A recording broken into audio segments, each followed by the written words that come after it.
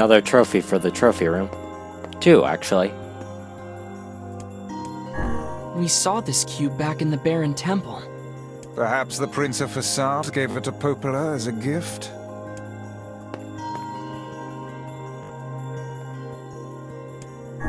It's that lizard thing we fought in the Eyrie. Who would make a figure of that anyway? And what is it doing here?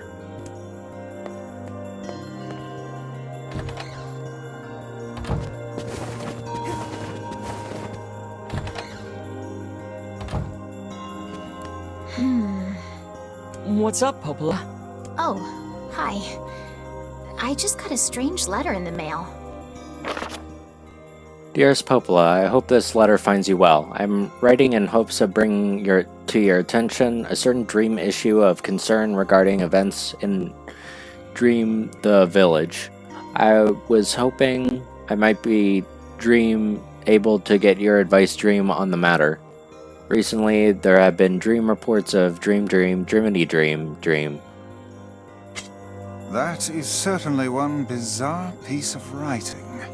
Who's it from? The mayor of a small village in the Forest of Myth. It's a wooded area up north. The Forest of Myth? They're usually a bright and cheerful group of people. Something like this is very out of character for them. I have a bad feeling about this. I'll check it out. You will? But... Don't worry about it. I've got business there anyway. Oh, well, all right. Thank you.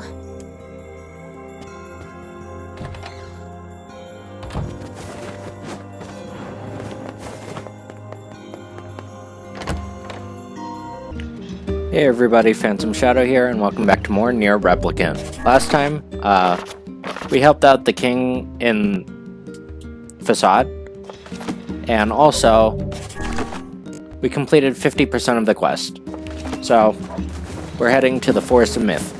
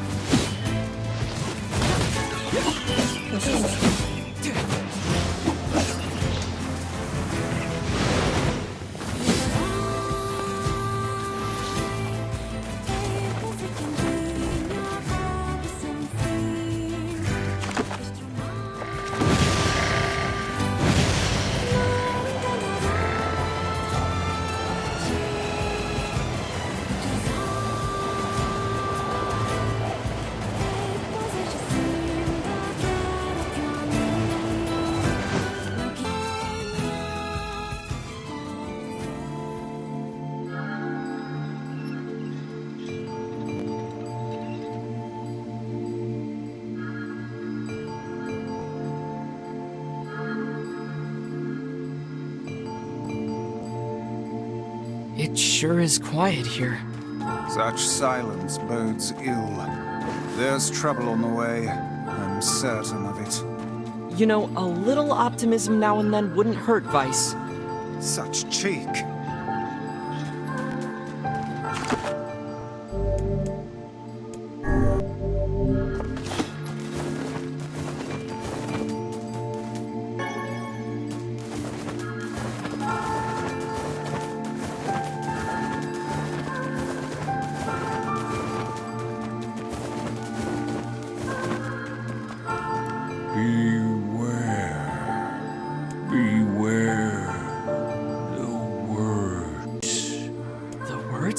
What do you mean? Contagious words. Those who dream. Those who dream? Hold a moment. There is a strange new sensation in my mind. It is not quizzical. What's going on? Villager's body shuddered as he opened his eyes. Perhaps we should start by asking this man. Who are you? We heard something happened to this village, so we came to see if we could help. The mayor stared at Chris and Weiss. If you can speak to me, I must have caught you in my dream. In your dream?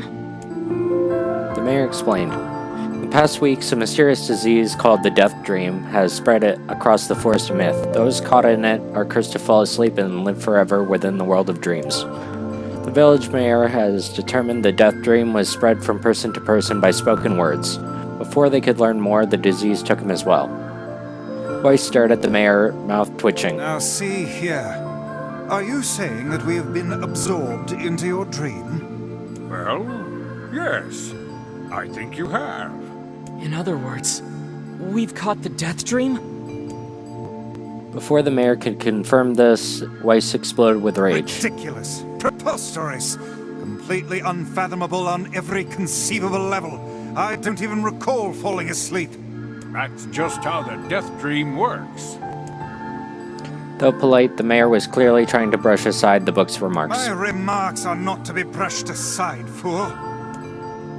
The mayor twisted his mouth into an embarrassed grimace and then quickly changed the subject to who Chris had seen and what they discussed since coming to the village. Something there must have caused you to enter my dream. A certain conversation, a specific word, something. Chris and Weiss racked their brains but could find no easy solutions. There are simply too many words to consider. Too much random chatter and too many meaningless conversations. Grimoire Weiss does not engage in meaningless conversations. The mere suggestion that Weiss chose his words carelessly seemed to sting his pride. It does not seem to sting my pride, you bloated gasbag of a narrator. It has demolished it utterly. Irritated, he looked skyward, as if searching for answers in the heavens. I was doing no such thing. Just leave me alone already. His anger created by harsh words bled over to Chris's like a contagion. Wait, did somebody just say contagion? I believe so. What of it? The villager told us to watch out for contagious words, right? The mayor leaned forward with renewed interest. Must have said something, right? I asked the mayor. Some specific combination of words? What was it? It was about dreaming, or something that dreams, or what was it? A sheep? Cried Weiss suddenly. The others stared at him for a moment before slowly shaking their heads. A few more moments of thought, Chris's face suddenly lit up. I remember, those who dream. I'm sure of it. The mayor produced a thick sheaf of papers from his pocket. He flipped through them a few times before nodding his approval. Sounds about right. My notes also mentioned something about that. That was the last thing you heard before you fell asleep. He shook his head and his worn pencil stub tracing lines across a piece of paper. For the last month I've done nothing but studied the disease we call Death Dream. I mean, I'm the mayor, right? It's my job to protect people from whatever comes along, but I never expected a couple of outsiders to enter people's dreams. Suddenly, he paused with a grimace on his face. I should probably be taking notes or something. Weiss fired back. I applaud the force of will it takes to research a disease in your dreams, but perhaps we should bend your efforts to escaping this place instead of trying to understand it. The mayor's hand tightened around the pencil. I tried to escape. From that very moment, I realized I was locked in my own dream. I've been trying to find a way out, but no such thing exists. This is my dream, right? If there is an exit, I'd like to know about it. He paused for a moment, and his unfocused eyes staring at nothing. My village was beautiful, he said to no one in particular, and it was filled with the most wonderful people you could ever hope to meet. But once the disease took hold, things changed. It's like somebody took a sponge and soaked all the color out of our lives. I just wanted us to be whole again. I wanted us to be free. I won't stop trying until that happens. Chris nodded in agreement. Wait a second, I didn't nod. Look, if we can be of any help, just ask. Hold on, I did not say that. Silence. The grimoire looked from Chris to the mayor and back again, his face filled with confidence. Grimoire Weiss's face is always confident, thank you very much. Now see here, Mayor. You told us that nothing can exist in this dream without you knowing of it. Yet you seemed surprised to see us when we first arrived, yes? He slowly raised his head, realization dawning. Oh my god, you're right. You're right. I had no idea you were coming. The human imagination is a limitless engine, and dreams are the fuel. If you can imagine an exit, it must be so. With your permission, we shall search it out. Thank you. I don't know how I can repay you. Payment is not required. We are eager as you to be done with this place. He suddenly felt like he could breathe again, almost forgotten what it was like. Good luck, you two. He called out the departing forms of Chris and Weiss. We're all counting on you. As Chris slowly faded into the mystery forest, the mayor was struck with a sense of deja vu. Saw this man once before, but where? Chris's mood darkened and trudged through the forest. Hours earlier, when the beauty of the place was still a new thing, he'd been confident that they could get in, find the exit, and be home in time for dinner. But the deeper they went, the more the forest closed in around them. The mist made it difficult to see anymore in any direction, and moss-covered rocks seemed determined to twist his ankle. More than once he was forced to steady himself on the rough bark of a tree, and his hands felt small trails of blood on everything he touched. Additionally, Weiss was proving to be a spectacularly poor traveling companion. Unhindered by the ether terrain or physical effort, he spent most of his time urging Chris to pick up the pace and grumbled about. Finally, after Weiss muttered something about legless turtles being more adept than navigating the environment, Chris snapped. Okay, Weiss, climb it for a second, would you? You don't have to walk. He leaned up against a tree and tried to stretch the knots in his back. How can this stupid forest be so big? The moment the words tumbled from his mouth, the cacophony of insects sprang to life. Every imaginable form of buzz, click, and hiss. He slapped his hands over his ears and screaming could be heard. Weiss, what's going on? Chris could see that Weiss's mouth was moving, but he might as well have been shouting in a tornado. The insects screamed and the forest howled. Then Chris's ears seemed ready to tear from his head and go running for cover. The sound diminished. Hesitantly, he moved the hand from his left ear and listened to the creatures.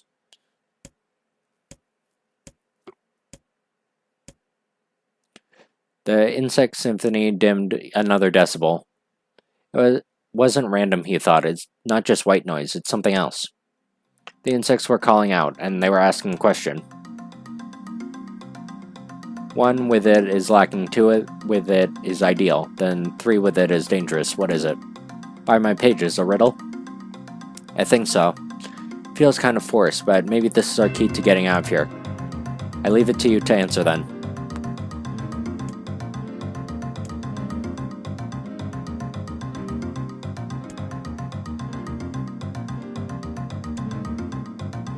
A secret?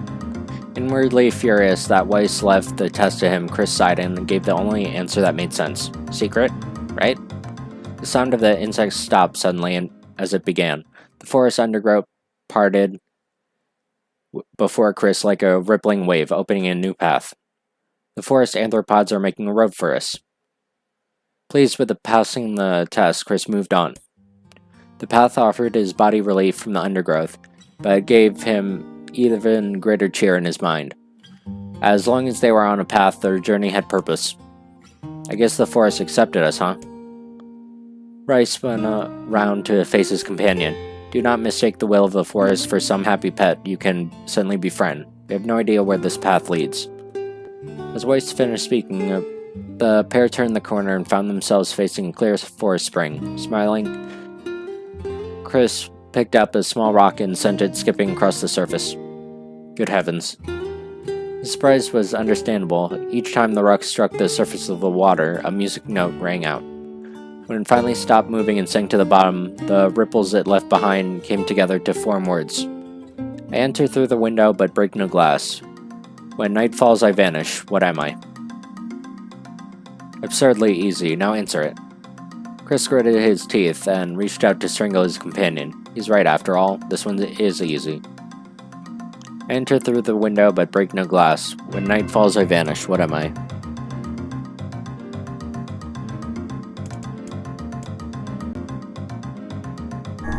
Sunlight. A plume of water suddenly bursts forth.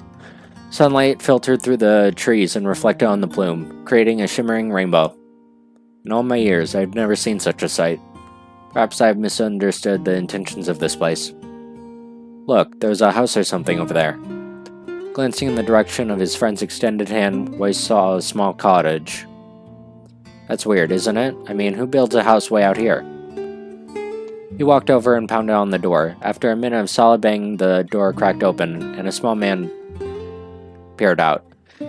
His body cloaked from head to toe with a large black cape, while his face obscured in mist. Before he could get any further, the cloaked man held up a hand and began speaking. I have 4 legs in the morning, 2 at noon, but end the night with 3. What am I? Tried to ask the cloaked man who he was and what he was doing there, but just repeated the question. If we have to engage this man in conversation, we must answer his riddle, I suppose. Well, at least it's an easy one.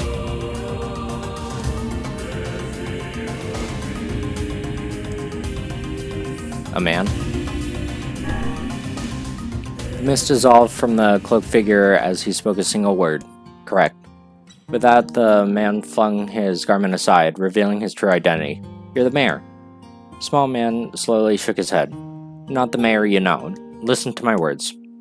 Long ago, I saw a version of you that was not yourself. What does that mean? It makes sense in time. At present, I simply congratulate you on cracking the seal of the death dream. Now you must go to the person at the forest entrance. With that, the person turned on his heel and slammed the door behind him. The mist seeped from the ground and enveloped the cottage, raising it from existence. When Chris and Weiss returned to the forest entrance, they found the mayor leaning against a tree. As soon as he caught sight of the duo, he sprang to his feet and scrambled over. Good gravy, you made it. You actually made it back. His left hand grasped Chris's and pumped it so fiercely it threatened to dislodge from the socket, while his right seized Weiss by the cover and swung him through the air. By the heavens, stop shaking me, fool. We have not even told you if we are successful or not. He smiled broadly and shook his head. I'm just happy you're alive. I didn't think I'd ever see you again. He withdrew himself from the mayor's eager handshake with a slight smile. We broke the death dream seal, at least. I think we did. The mayor's face beamed as Chris filled him in on the details. When the tale was done, the 3 of them laid down on the forest ground and fell asleep. Chris cocked his head. Okay, hang on a second. Why would we just go lay down and go to sleep? Cease your endless prattle and go to sleep, fool. Fighting against the rules of this place is futility itself. Chris and the mayor obediently reclined atop the grassy earth. Have you forgotten? It is the words that control the death dream. Words that allow us to move from place to place. No matter how unnatural they seem, the words are absolute. Therefore, if the words tell us to sleep, then sleep we shall. Once we do, the story will continue. With that, the trio found themselves eyes growing heavy and breath slowing. This is the first time, began the mayor. The first time I felt tired, since I was in prison here. His words were cut off by a loud, long yawn. They might have slept for an hour or a year. When they awoke, things were slightly more real quality to them. The mist felt thicker, the leaves greener. It was clear they had awakened from their dream. Chris shook the mayor's shoulder gently. Good news, I think we made it. Wow, we did, I'm back. He blinked again, not quite believing the sight before him. You two have no idea how much this means. The death dream was spreading throughout our village, and I want to, well, I thought I could figure out how to stop it, but I guess that wasn't the case. I caught the disease and became trapped in my own dream. He started to stand and then collapsed back to the earth. He stared at his legs as if trying to remember how they worked, then glanced at Krista and shrugged. Without a word, the young man reached down and pulled the mayor to his feet. Real life may take some getting used to. You shall relearn in short order, I'm sure. For now, you should return to your home and rest. No, I can't. Some of the villagers are still trapped in the dream. I have to save them. The mayor slowly made his way to the divine tree at the center of the village and bowed his head.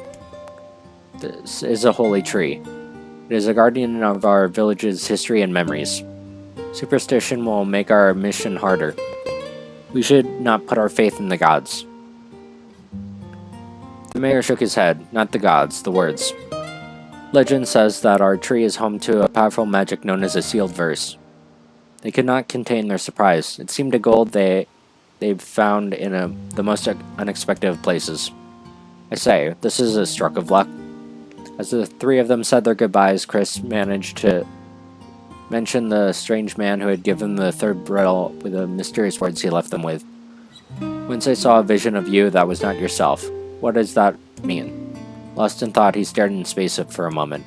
You know, this is gonna sound odd, but I had a feeling I'd seen you before. Chris tried to keep a straight face and failed, but the mayor didn't seem to notice. Deja vu, right? I figured this is some kind of illusion created by the death dream. Probably doesn't mean anything. Chris gave the mayor a smile and a nod. Inwardly, his thoughts were racing. There's something wrong about the mayor and his words. What exactly is going on here?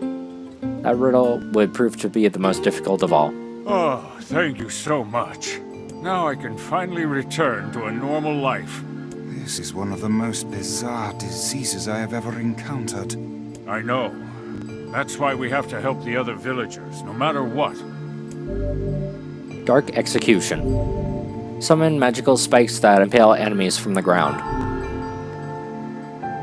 For a sealed verse, that didn't take much effort. Yes, all a touch too easy if you ask me.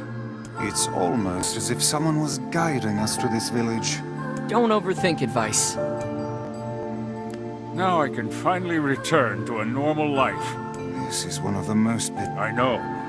That's why we have to help the other villagers, no matter what.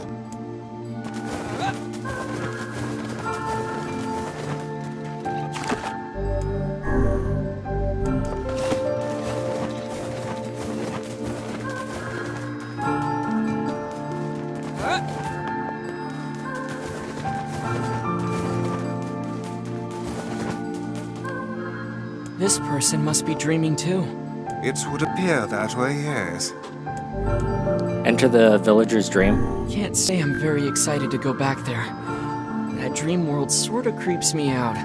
Perhaps you should spend less time complaining and more time getting on with the mission. Yeah. I breathe air scented with death and resist the urge to laugh, for I know it will sound like the words of a madman. How long have I been in this fresh hell? My box, my prison, is tucked beneath a stairway in the unused catacombs of some infinite castle. Outside I hear sounds of a funeral dirge that plays without end. Light has no place here. Wind is a forgotten friend. I pray for death to come, but he forsakes me. An eternity slips by in a single tick of a clock. Somebody knocks on my prison. Anyone there? I hear an unfamiliar voice. My savior. I claw at the door of my jail, embedding thick splinters under my ragged nails. I scream for help. Laugh. Sob. Surely this is a product of my addled mind. Surely it can't be true. Help me, I cry. For the love of all gods, help me. Possibly I hear the sound of a lock being torn out and falling to the floor. As the door slowly creaks open, I have enough time to see my silver-haired savior and floating book before the light pours inside. My eyes, accustomed to blackness, explode with pain, and I'm forced to turn away. Who are you? I ask, shaking hands covering my face. How have you come to this place? I am Grimoire Weiss. This is Chris. Long have we been searching for you. Come, stand. We shall awaken from this nightmare together. The one known as Chris extends his hand and pulls me from the cell. Though my eyes are slow to adjust to freedom, my ears are as keen as ever. They recognize the staccato sounds of heavy rain. Never thought to hear that again, I whisper. Would that this were not such a terrible storm. Look at your feet. Force my eyes open and see a water pooling around my ankles. There's so much of it. Yes, and more comes by each moment we delay. If we do not make good our escape, we shall drown in this castle. I know you're weak, but you're our only hope to survive this place. Time that long-forgotten friend makes itself known again. I nod my head and sworn to save my rescuers no matter what. The castle catacombs are a maze, twirling upon themselves like endless entrails of a giant. I squint down the dim corridors and proceed north. At the end of the corridor, I find a row of 20 gorgeous canopied beds resting atop the carpet of velvet. All are covered with a thick layer of dust and cobwebs. Searching for the door to the next room, I come upon a shapeless mess of gray matter. It has been shoved aside against the side of the wall. Despite my fever, I think I see outlines of a door just beyond. When I reach out a finger to touch the piece of a mass, it turns to dust and drifts away. Realization slowly dawns and I fall to my knees and weep. Corpses. I face a mountain of crumbling corpses. I look at it, to the beds and back again until the horror dawns upon me. Someone has piled these bodies into a tower and set them on fire. Whether they're alive or dead, I do not know. Insanity will not permit me to consider the proposition. I make a sound, whether scream or laughter, I can't be certain. Then my mind grants me a merciful blackness. I find myself opening the door and leaving the most terrible of rooms. Squint down the dim corridors and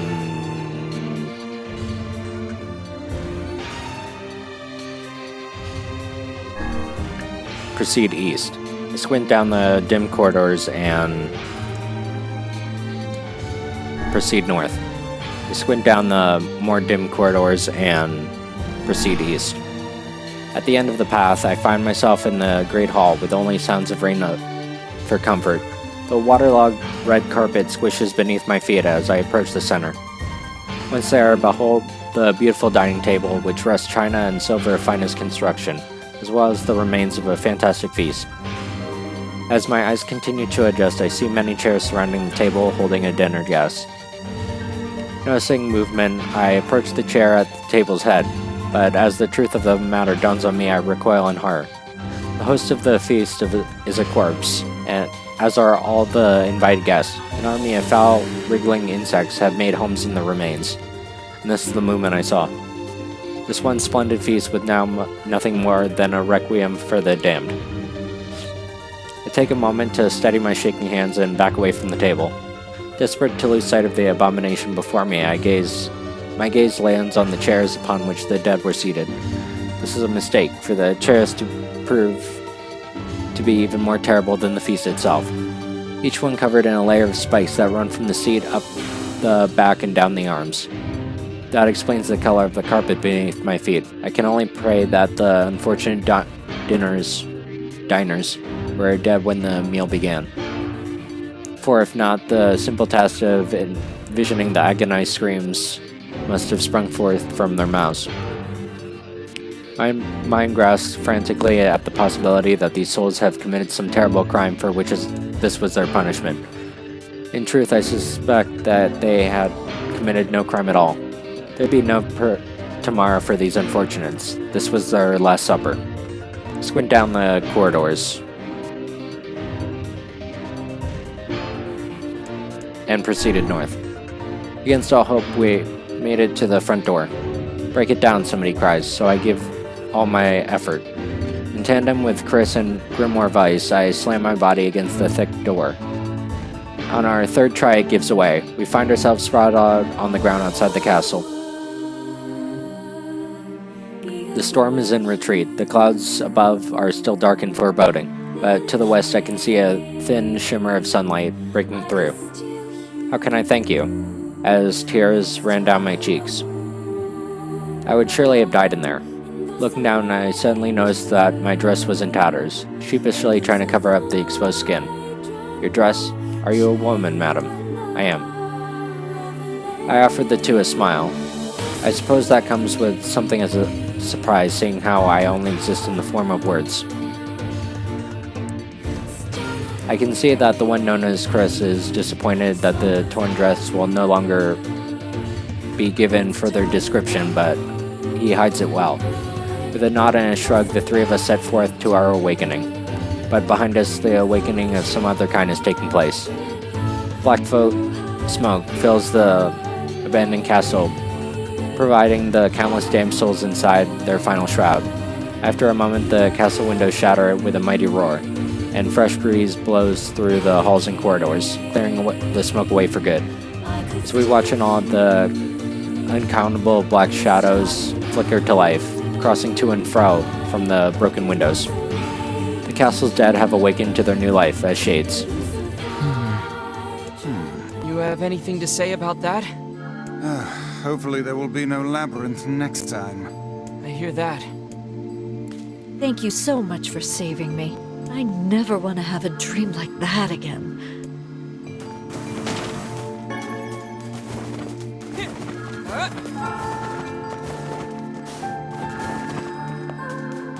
And another victim. This work certainly is trying. Enter the dream? Sure. I figured a book like you would be into all this word stuff, Feist. Even I have my exceptions. Now let's be off. A colony of massive sculptures was visible in the distance, all tall forms scraping against the sky. Weiss and Chris have never seen such a giant sight, and their eyes widen to try and take it all in. Those buildings must be huge if we can see them from this far away. What do you think, Weiss? As Weiss considered his answer, the sun beat down on them in renewed curiosity. Perhaps they are some manner of mirage. Under the heat, a mirage or two would hardly be an unexpected sight. Chris nodded and swiped the sweat from his brow, leaving a trail of sand in its place. He thought he'd never been so thirsty. The ancient road on which they walked was black and cracked with age. Here and there, a thin wisp of grass pushed up from the rocky surface, as if defining those who had laid this material down on their home. The heat reflecting from the road made Chris lightheaded. His feet hurting, he crouched down. I don't know how much longer I can do this. Is somebody playing a joke on us? The complaining had already begun. Weiss tried not to let his eyes roll too much. A joke, he said? No joke. This road leads to the city of art. Perhaps the path itself was simply some manner of grand artistic work. You don't sound very sure of yourself. Perhaps not. But thinking of it that way might be easier for you to bear. He glanced at Weiss's grinning face, shook his head, and resumed walking. As time passed, Chris's feet grew more painful, his throat drier than thought possible.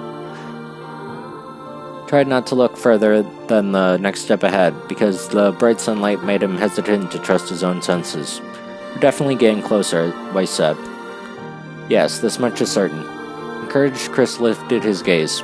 Suddenly he stopped walking, choosing instead to stand in the middle of the road with his mouth and eyes wide open, and finger pointing in the distance. Water, he cried, it's water. Water? Preposterous, I don't see any water. Over there, just ahead of us, there's sunlight reflecting off of it. Without waiting for response, Chris sprang to life and bounded towards the site. What in the... There was no water, nothing but sand in every direction. Closed his eyes and sighed as Weiss floated up behind him. I believe this is known as a mirage. Many a desert traveler has spoken of such things. He shook his head, bewildered, suddenly pointed off in the distance, eyes wide once more. There it is. I just missed it. It's right there. He sprinted off again, leaving Weiss no choice but to follow.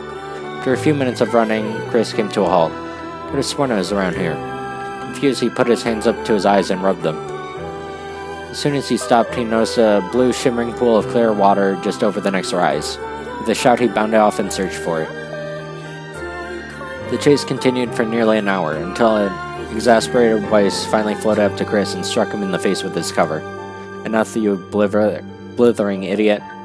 Stop this at once. There is no water here. Chris's face clouded. There isn't? Of course not.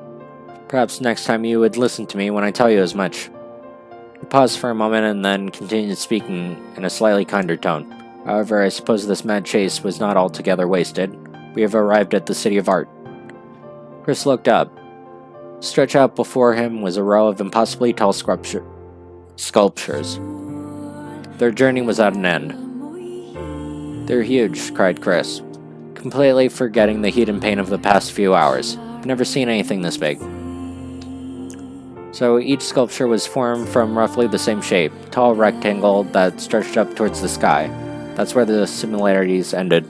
Most were covered with panes of glass that reflected light in thousands of directions, while others seemed to be nothing but frames of steel. Some of the tall spires on their tops, while others possessed triangle caps. What kind of city is this? Where are the people? The houses? Perhaps the land is intended exclusively for artistic use. The debate continued as they made their way through the city. Miracles of artistry everywhere. Great iron crates with wheels sat silent on steel rails.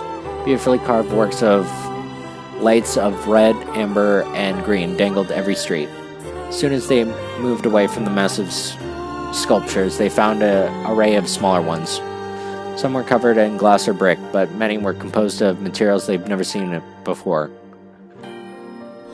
The sheer variety was staggering. Unable to find a theme or purpose to the abstract works, they fell silent. In the outskirts of the city, they discovered 3 sculptures in the shape of humans. Finally, I was getting tired of modern art. The 3 statues were indistinguishable, except for one word on their right arms: Alpha, Beta, Gamma. Chris moved to touch the nearest statue, and a bird flew from the top of one of the sculptures, alighting the shoulder. It emitted a brief, beautiful song and took the form of words. Only one form is real, the others are false. The real form will always speak the truth. The false ones speak lies. With that, the bird departed. As if on cue, the statue shuddered to life, acquiring color and form. They began to breathe. Look at that, they're alive. The triplets bowed before Chris. Please, you have to get me out of this nightmare. I'm real. Stop lying. Alpha's fake, you know. I'm the real one. What a load of crap. Beta is fake. Everyone knows that I'm the real one around here. The respective pleas given, the 3 statues returned to their frozen state as silence enveloped the city. When you consider all the statements, only one of them could be the real thing, said Weiss. Chris furrowed his brow and considered his answer.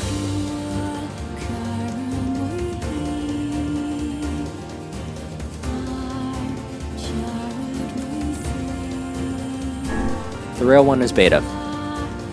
Through Chris's voice betrayed the noble lack of confidence. He was relieved to see Weiss nodding at him. If Alpha was telling the truth, began Weiss, Beta and Gamma would be fakes. But in that case, Gamma's claim that Beta is fake would be the truth, even though Gamma is a liar. Therefore, that theory crumbles. Now let us presume that Gamma spoke the truth. That makes Alpha and Beta the liars. In this situation, Beta is calling Alpha a liar, which would leave us 2 statues telling the truth. Finally, let's assume that Beta is telling the truth. If so, Alpha and Gamma's lies would make sense, therefore Beta must be real. As Weiss finished his explanation, they crumbled to dust, while Beta sprang to life once more. Congratulations, villager. The time to awaken has arrived. Thank you for saving me. He dropped to his knees and bowed his head, before an uncomfortable Chris pulled him to his feet. Why do you have a dream like this? Have you been to the city before? The villager slowly looked around at the bizarre objects and sculptures, then shook his head. I don't think so. I mean, it's impossible, right? There's no way I could have been to a place like this, but at the same time I feel like I've seen it before. Deja vu, just like the mayor. Big sense of unease that struck Chris during the mayor's dream spread once more through his mind. That was rough. I am positive I have seen that place before. Okay, that's enough. Don't need you getting all weird on me too. Okay, there. Now all the villagers can wake up, right? Yes, if the mayor's assumption was correct.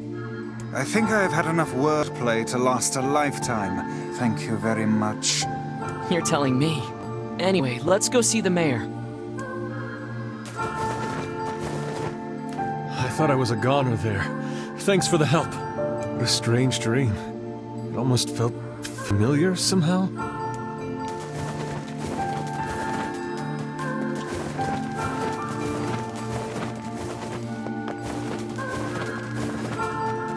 Oh, how wonderful. Thank you so much. Here, I have something for you. One-handed sword, Faith. Wow, this looks valuable. I can really have it? Of course. It's apparently a weapon of some renown, but we have little use for it. Well, we appreciate it. Thank you again for everything. Faith. 147 attack power. Nice.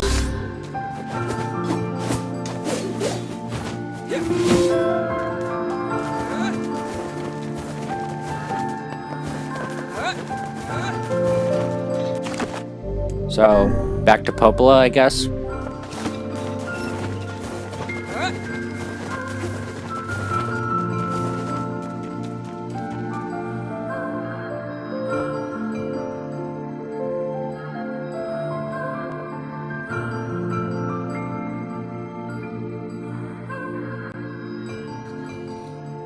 So how was the village? Oh, it was truly magnificent. There are no words. Really. Neat. Let's get back to Popola. She'll probably want to know what's going on in there.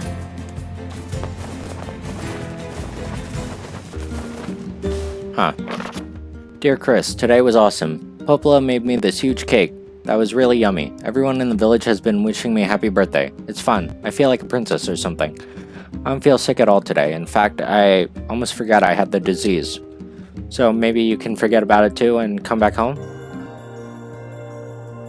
The death dream certainly is a strange illness. Yeah, it was something alright. Even I, with my natural love for words, have no desire to visit that place ever again. You guys did well. You've been making a lot of long trips lately. Are you sure you're not pushing yourself too hard? I'm okay. I can't just sit around all day while Yona's sick after all. If you say so. So, anything I can do for you? Well, I suppose there is one thing I could use a hand with. Have you heard about our plans to repair the canal? The work probably won't happen for a while, but once it's done, we can use the canal for trade and travel and all kinds of useful things.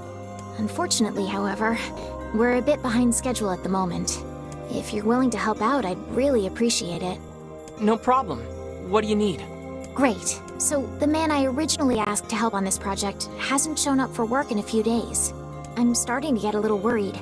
So, maybe you can head over to Seafront and check up on him? I'll mark the location of his house on your map. He always carries a red bag over his shoulder, so he should be easy enough to find. Got it.